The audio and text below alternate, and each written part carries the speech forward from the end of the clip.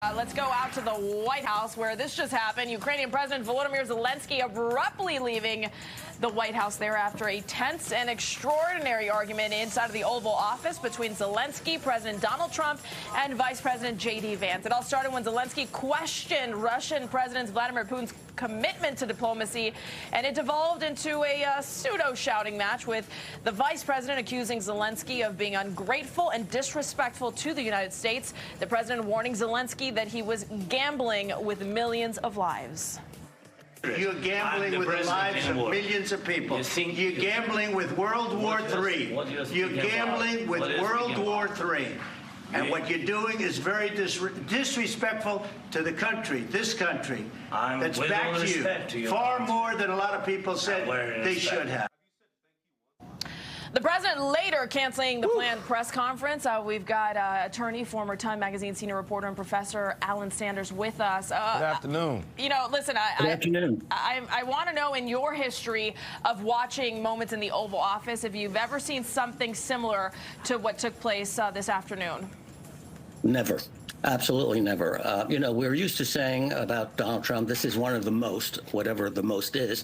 I can honestly say this is the most disgraceful, shameful, appalling, and shocking performance by a president and a vice president that I've ever seen. Presumably, these sorts of exchanges can occur in private, but in public, never. And it was absolutely shameful, and it will not go well for the United States worldwide. I can honestly say that allies will look at this and say, wow, how can we trust the United States? How can we deal with the United States when this is the kind of behavior that the President of the United States and the Vice President of the United States, and this is how they treat what was once a very important ally to the United States. Yes, indeed. With that being said, as we move forward and the world is forming its opinion of what's about to be happening economically with this war, with resources and everything else, did today have any negative impact for the American public, or in your opinion? A huge negative impact for the American public, in the sense that the world will now be reacting, that is to say our allies, and we have numerous allies around the world, will be saying, can we trust the United States? Is this the way the United States treats the people that come to visit the White House? What about those tariffs, which are basically going to stymie trade worldwide? What about military alliance? And equally importantly, which we often don't see or mention, what about the spying alliances?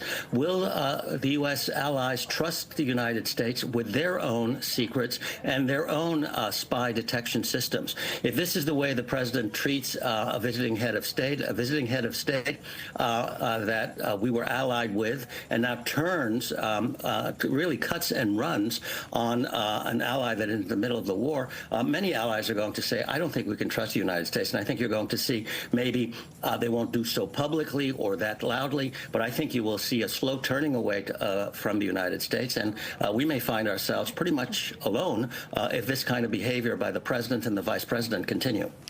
On the flip side, you've got millions of Americans who are plotting this moment, who are saying, we've been sending billions of dollars over to Ukraine. You've got Zelenskyy showing up for something that had nothing to do with security guarantees, which is what he was demanding. It was about the mining of rare minerals in Ukraine. And instead, the president accusing him of using that moment for propaganda. Well, look, national security requires billions of dollars. You spend those billions of dollars on armaments, but you also spend those billions of dollars in fostering friendships with countries. You can do it peacefully. That's what friendship alliances and the money that flows through those alliances involves. You can do it militarily. So it's not really accurate to say that we're spending billions of dollars for nothing. Those billions of dollars are billions of dollars, peaceful dollars, as well as war machine kind of dollars. And that's what national security involves. It involves both. So you can't really think of one without the other. If you only rely on one and not the other, you're not going to be a very secure nation. All right, we'll see how exactly the world responds to the moment that just transpired about an hour ago there at the White House. Professor Sanders, we appreciate your insight.